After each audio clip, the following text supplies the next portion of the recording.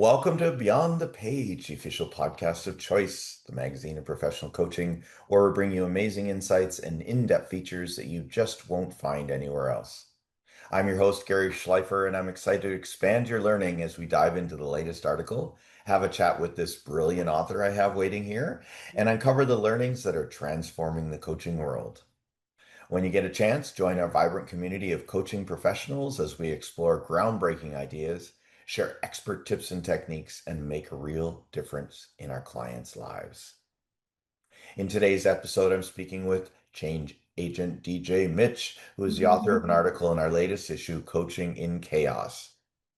Her article is entitled Finding Peace Amid Chaos, Confronting Meta Change with Courage and Compassion. I just feel lighter even saying it. A little bit about DJ. She holds a CMC. She's an MCC, an award-winning change agent, thought leader in the business coaching field, founding ICF member, and one of the first 25 MCCs in the world. Well done. As the sixth president of ICF Global, like that wasn't enough to be an MCC, she's also done that. She led chapter development efforts beyond the US, like here in Canada. Yeah. As CEO of an award-winning coaching company and founder of Pyramids Leadership and Healthcare Coaching Institute, DJ's core belief is that coaching has the power to change the global conversation, one leader, one team, and one company at a time. She created the Team Advantage, the original team coaching program in 1995, and has certified thousands of professional coaches throughout the world. DJ, welcome back and thank you for Thank joining us. you, pal. It's so good to be with you, And Gary. there's so much more that you've done. So, look her up. She is just amazing. Mm. I can't say enough. And a dear friend to me and Choice. So thank you for being here. Thank you for having me. I love writing for this magazine, and because I'm always challenged to think of something in a different way. And Yeah. so it's great that we get to create with you and to explore concepts here. And I love reading what everybody else is contributing. It's really, really special. This is a great Right? addition. Yeah, it really Yeah. is. Yeah, and so why this, you've written for us before. Thank you. And I know you'll write for us again. Thank you in advance. What called you to chaos? Uh, There's so much to say about that. Before we came into the room, when we were in a green room preparing for you all as listeners and viewers, we've been looking at chaos for a long time and the edge of complexity, right? And what it Mm. looks like inside of the client organizations that we work in, and even inside of your clients, the system that they bring to the call. It's like what's going on when people feel really scattered and energies now around the world are really, um, I think chaos captures it, right? But I Mhm. think about it in a meta relational term, which I brought online in this article, meaning that we're looking at everything through this lens of it's all connected. And we Right. create from chaos, if you believe in creation theory or chaos theory or any of the theories you can study over time, there's always been a creation out of chaos. It's Right. like you dive into that field of unknown and then you look at how are we in relationship to this? What is wanting to be born? What is asking us to pay attention? And I think more and more we're going back there. And honestly, I think coaching was part of the origins of coaching came out of that same conversation, Gary. It Mm. was like things were beginning to feel messy for people and, career jumping. Nobody went to work for 30 years for a company anymore. It was like Yeah. everybody was in transition and change. And so, as we looked at change for this, change is just it's different now. It's not like climbing a hill anymore. It's more like getting into the river and flowing. And as the Hopi nation says here, get into the river and look around and see who's in there with you. This could be a good time, right? Let go of the angst of the flow of the river or the chaos and just move in.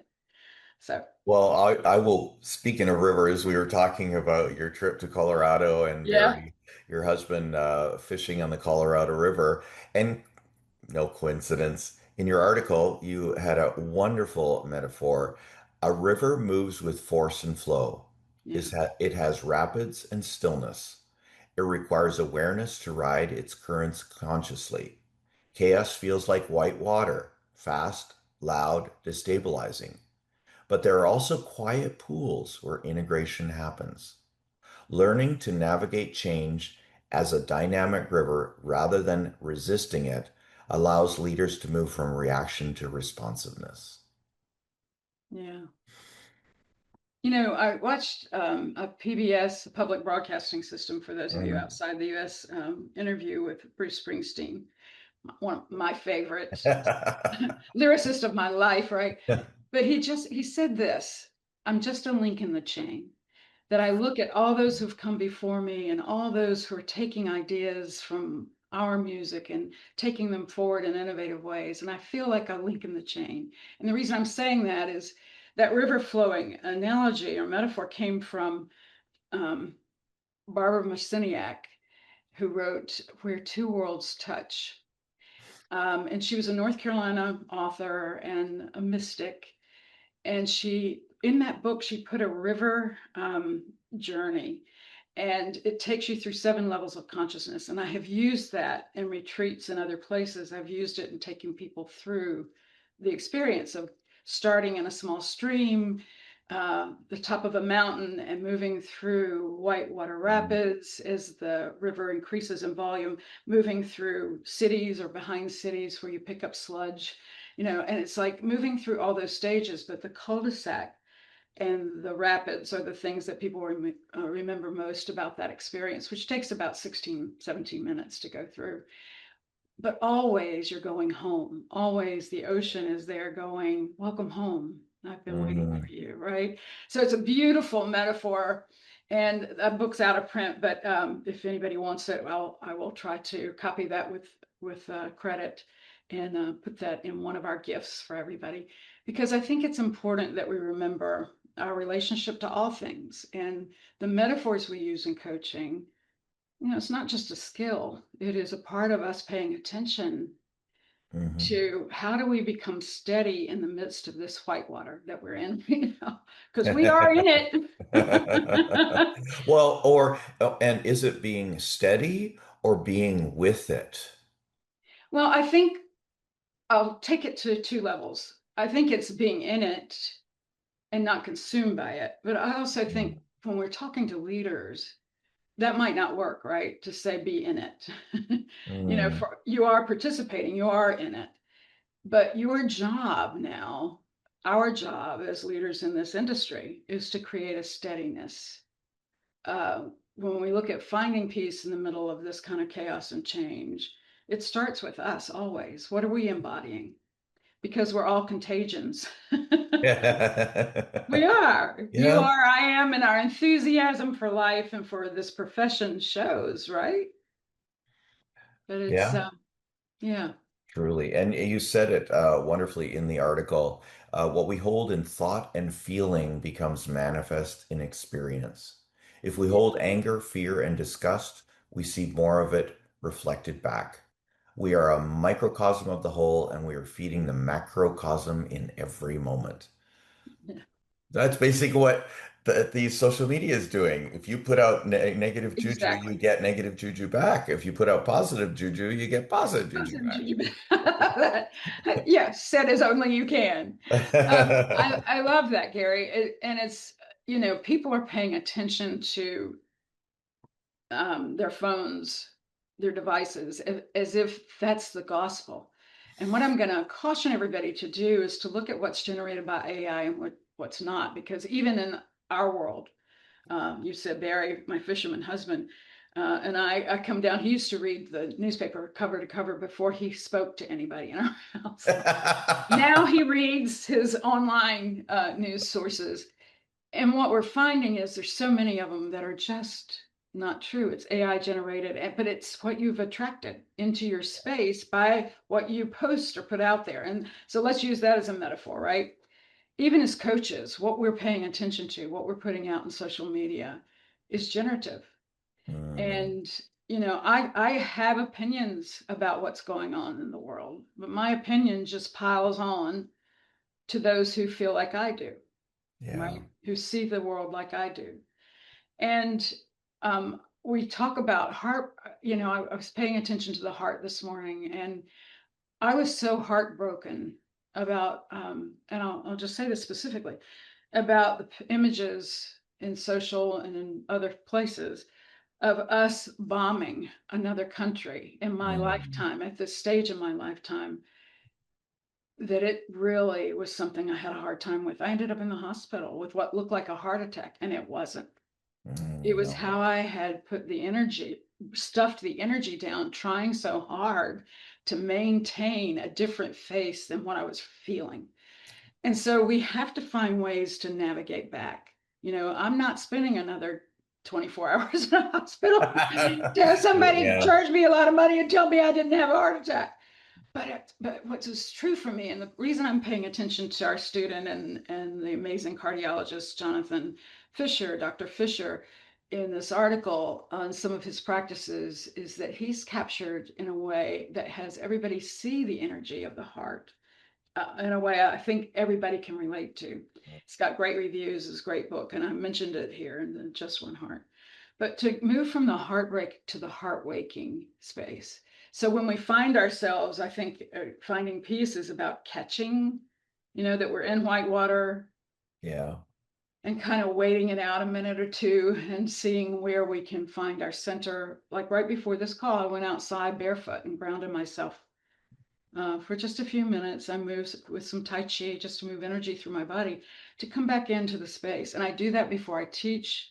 When we bring people into our classrooms, we start with a guided visualization. We start Hmm. with breathing together. You and I did that before we came Yeah. online today.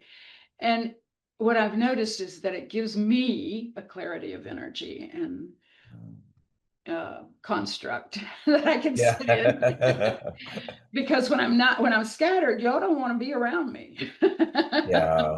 Yeah. You Well, know? it's frenetic. And like you said earlier, what you manifest more. What you generate brings more of the same into your life. And so, um, yeah, so perfect way to reset, recalibrate, and come in almost new. Yeah. You can't give what you don't have. You can't wish other people peace if you don't have peace. I wish you If you're peace always now, angry. right? Yes. Right. No, I Right. totally agree. Yeah. Well, one of the topics that you discussed in the article was a conversation or a term meta relational field. So what does that mean? Yeah. So coaching came out of a lot of disciplines. One of those was ontology, right? Right. And meta-relational is ontological. It is taking a look at the field of being. Hmm. And in the field of being, we are a participant. We don't control it. It's not about the top down. It's not about how I love all the work around how you manifest things. And and there is the magnet, there is that, right, which we've just talked about. But in the space of being, you look at everything through a lens of what am I doing that impacts that. When we were in Colorado over the weekend, we went out, we were staying in Breckenridge and we went out to one of the reservoirs and it was completely dry. The boats were all dry docked. Um, and I started looking around. We have drought here in North Carolina on the East Coast too. But this is in the middle of the country. It's not enough snow from the mountains, not enough snow melt. And the reason I'm saying that is we're not paying attention. I didn't know how severe it was there. And then I start reading about what's going on at home. My son lives at the beach, and the wells of some of his friends' homes, they've gone into these old houses, 1970 houses, and they're redoing them and they're all beautiful. They're on well water. The wells are dry. And so in a meta-relational field, what we've got to look at is what's our impact, right? Because Yeah. these wars today are about mineral rights, they're about land and power. They're the control, it's who's controlling the resources. Mm. It's who's controlling the resources. And if you look at our how we're showing up as leaders, and each of us leads self and others, we're looking at how we show up in this space and what we're paying attention to. And then it becomes a broader field, right? So from a leadership perspective, what leaders carry into the day, if you're not steady, then what you're going to see is a lot of unsteadiness, right? Right. Um, I actually was walking through the airport and I heard these two young guys waiting in line for food who were talking about, well, I'd really like to offer my company this idea, but nobody's going to listen to me. And, that's not a new conversation, but that's No. it's happening more and more and more. Why would I bother? And I listened to the idea he was explaining to this guy, and it was a technology idea, and it was simple and it sounded beautiful. And I thought, why? Why would he not have a contribution at 26 years old or whatever he was? So Yeah. I think the greater leadership courage today is it's not having the answer. That's going to take courage, but it's, really creating the space that you ground safety and possibility in a way that others feel that they can contribute, because each of us signed up for this time. Those who follow us, the link that we are, has a certain standard, right? A certain place that we hold in the energy, in the meta relational field. But those 26-year olds signed up too. They're here to help us.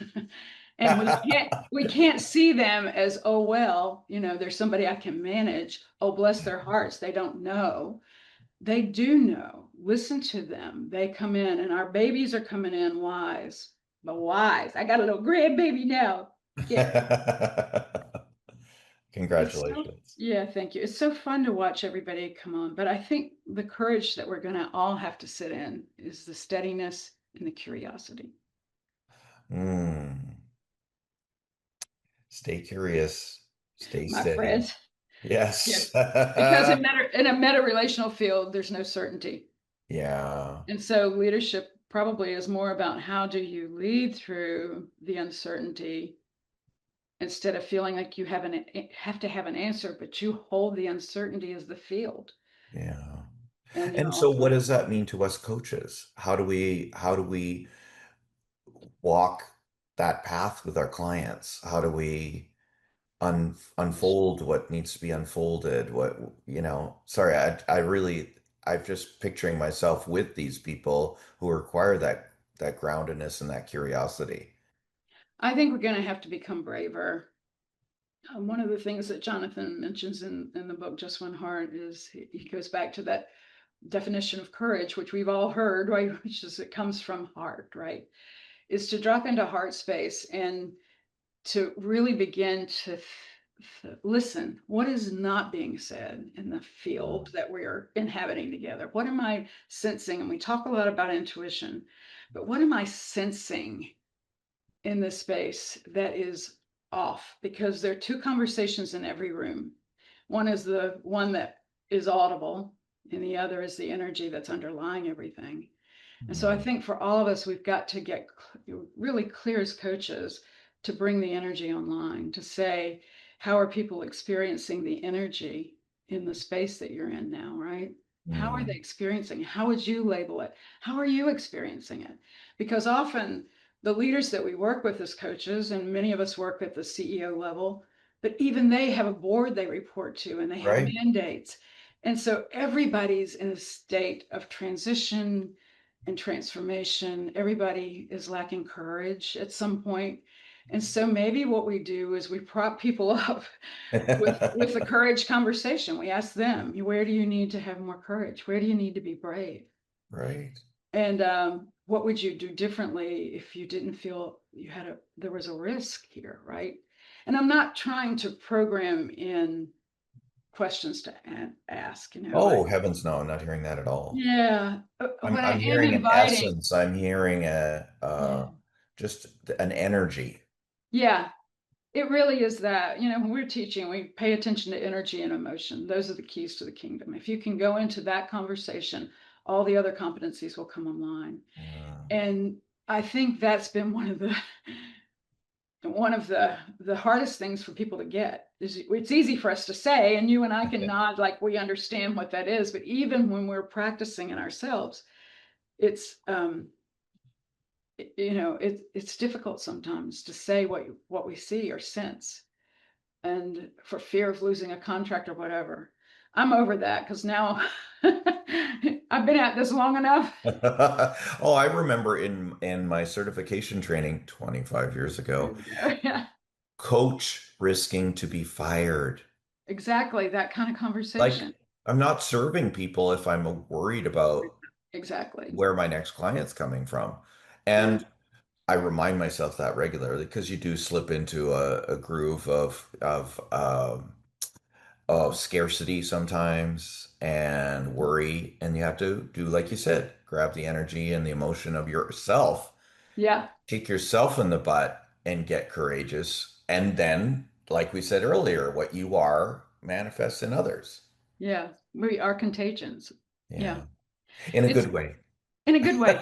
Well, Contagions is. when I was the president of the International Coach Federation, it was that's what I said at the conference is, that we're living in a time where um, I have a vision that every leader will be a coach. Every leader Mm, will be a coach, and that everybody has access to a coach.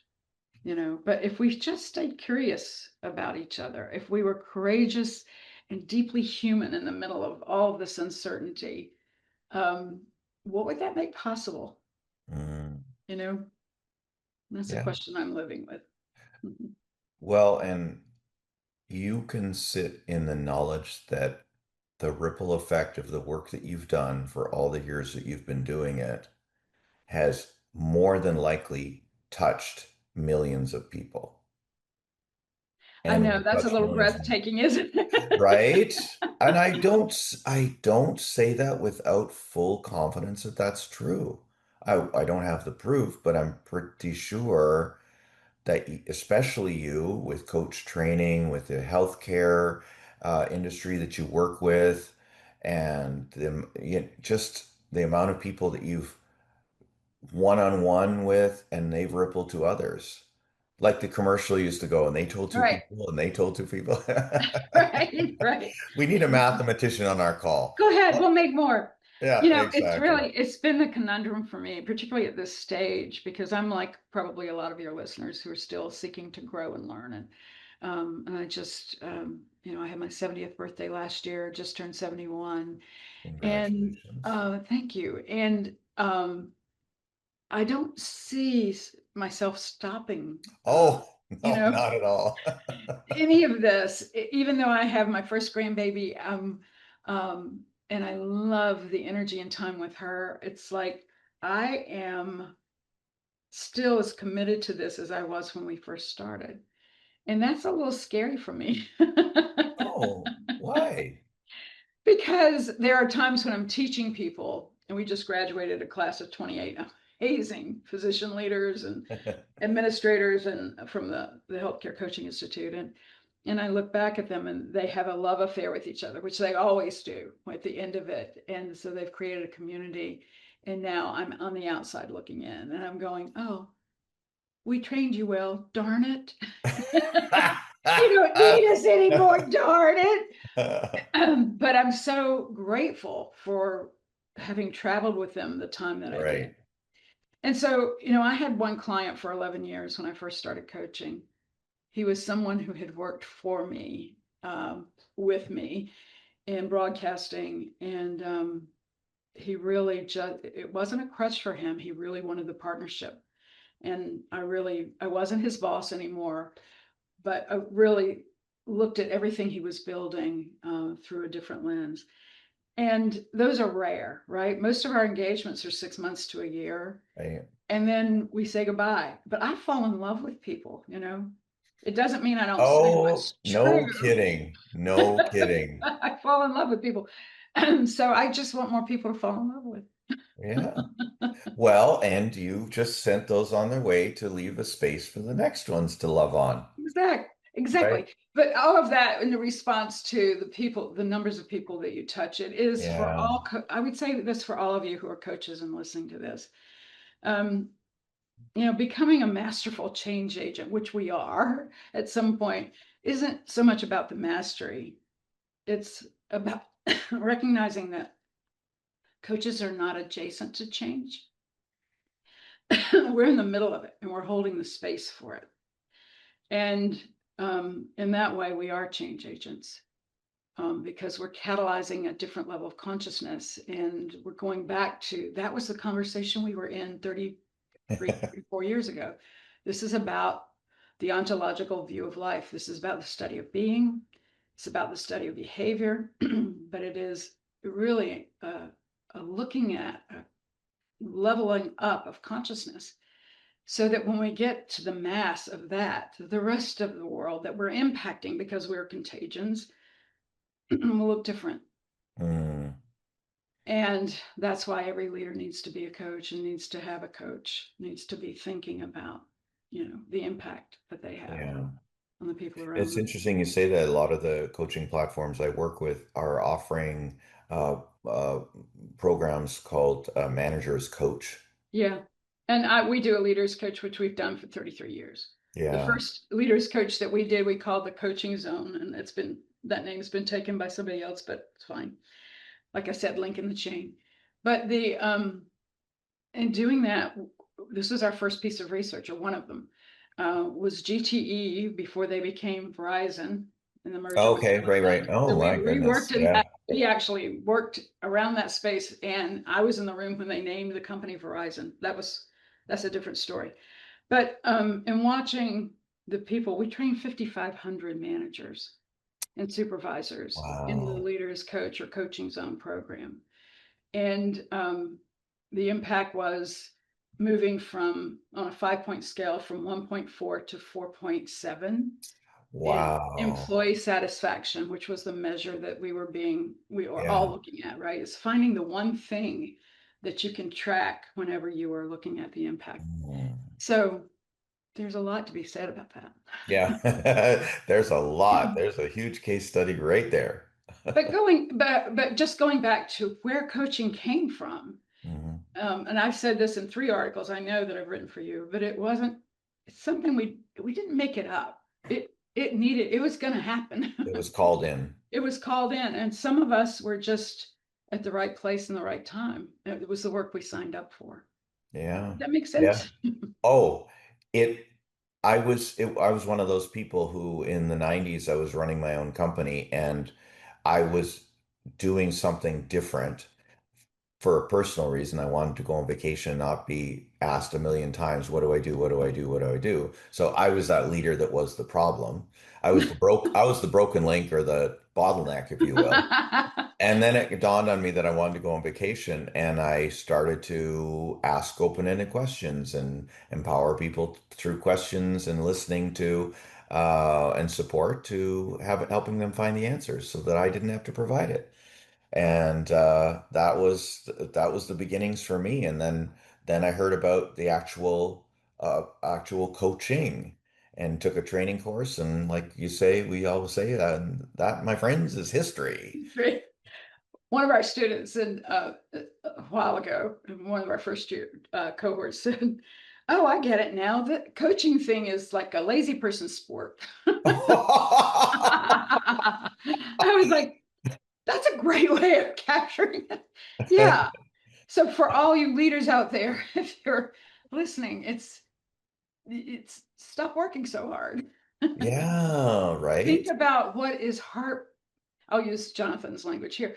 What's heartwaking for you, and bring that online and be a little lazier. It's not about solving problems anymore. It's not about productivity anymore. Hmm. That's not going to come from the places it came from before. If we don't have a meta relational field where we see our impact as leaders on everything, Hmm. then we're going to end up with the same story we're living in right now. Well, and And they that's did say heartbreaking. we've gone through it this 30 years and we're still at it. So We're still at it let's because hope we're things. changing. Well, and that's one of the things that I've said in a recent Substack article, is that I had a podcaster ask me, what's changed in leadership? Expecting my answer, I think, would be, Mm, coaching has changed leadership. And coaching has, for those who have really actively engaged with a coach, it's changed who they are, how they see the world. That I have no question about that.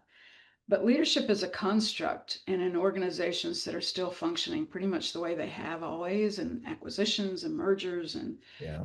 all the things, system breakdowns, all the things that we know that we go in and help look at whenever we're coaching that level leader. That's it's a different game now. Yeah. It's so the system hasn't changed, but that's So slower going. Leaders are changing, but mm, my answer to him was it hasn't changed. Leadership hasn't changed. Overall, it hasn't. Look around. yeah. The meta story right now, globally, politically, hasn't changed. It hasn't changed. So we're looking at who are we inside of a system that's slow to change. I will say that it's not we can't change it, but that's slow to Thank change. you. Thank you. Yeah. Who are we? What part do we play in that meta Yeah. relational field? Wow. Okay, a lot to think about. All good news, I think. Yeah. Understanding, grounding, and just the joy of being a coach and being a part of it. Yeah, and to remember, we signed up for this, on the Yeah. days that it feels hard, to remember this is a calling too. It Yeah. is significant symbolic work and it matters. Mhm. And it's about, the courage to stay grounded when no one has the answer. Oh, no kidding. I still, when I bring on new clients, they look at me kind of strange. Yesterday, I started with a new client, and I was just sitting there listening. He said to me, and he's talking and talking and talking. He goes, "Did you freeze?" And I said, "No, Nope. I'm right here listening." They're just not used to it. And I love seeing that and that remembering too. Right. I also have to remember that how many people in their lives are dedicated listeners. Nobody. Yeah. Everybody has an agenda. Families have an agenda. If you're Yeah. dad or mom, people have an agenda around you. There's Yeah. an expectation of how you show up. And so if the closest people in your life are not really listening fully to you, where do you go for that, right? That's I'm why over here. right. That's why coaching came online. I love the job because it's not job, it's a labor of love. There's that word love again. So, Well, and I think labor is not something to step over. You said something about me being one of the first 25 MCCs. And when we went through that, we were told because we were going to be reviewing all the applicants for PCC, we were told that we would be grandfathered in. Well, that was not true. And so I have renewed that credential with probably close to 100 hours of continuing education every 3 years. So right. 10 times I have renewed it. And I don't say that with any regret. I say it as the continuous education and learning that happens here, that's a natural part of what we do, is really important to hold as, a truth Yeah. of coaching. And always learning, always, pushing the edges. Okay, and there's another acronym that my husband uses, always be coaching and don't be coaching me today. Always be coaching Yes, and don't dear. be coaching me today. That's Um, funny. DJ, what would you like our audience to do as a result of the article in this conversation? That's a great one.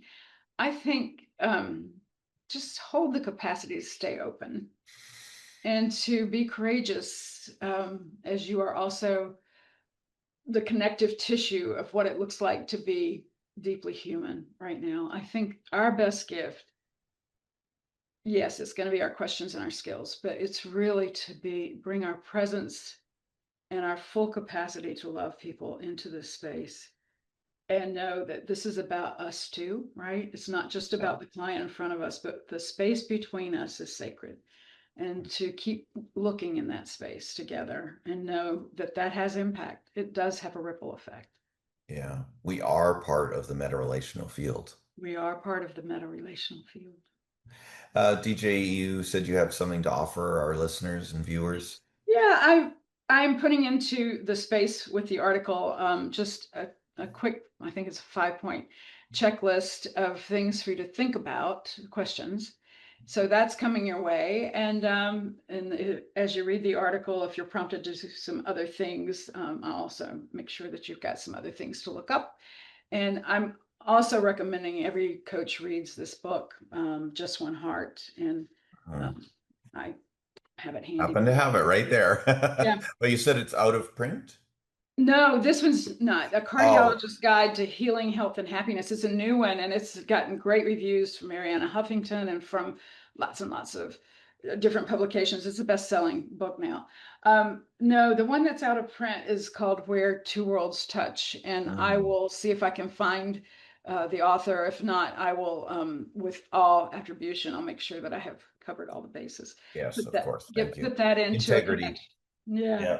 But put that into a connection for everybody to download as well. And it's called The River Journey. And it is taking folks through the 7 levels of consciousness. And it's beautiful.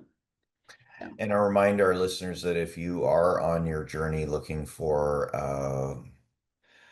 I don't want to say more learning, but value for your coaching development, don't forget to check out Pyramid Resources, Team Advantage, the coaching program, and everything that DJ and her team have to offer. They really, they'll love on you. The way will live on you. The team advantage. I've got that book almost done now. The Yeah, companion book to the material. So go through that program. We've got one coming up in the fall, actually, yeah, in September, late September start. So we'd love to see you there. If you're a coach looking for a toolkit, you got all the stuff you need in yeah. one place.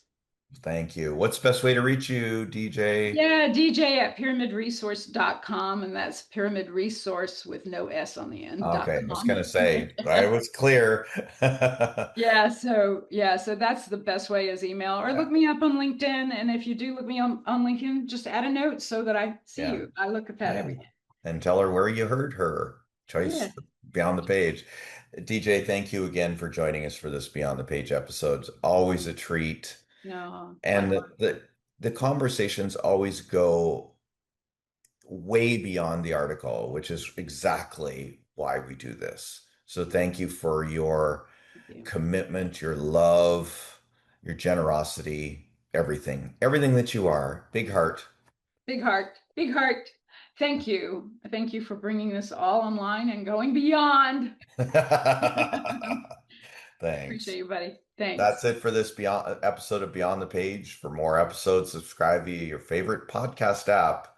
If you're watching the video and you're not a subscriber to Choice Magazine, you can see all the articles by signing up for your free digital issue. Scan the QR code in the top right-hand corner of my screen. If you're in audio mode and you're driving or on a treadmill or riding a bike, when you stop and pull over, go to choice-online.com and click the sign up now button and you'll get that digital copy. I'm Gary Schleifer. Enjoy the journey of mastery.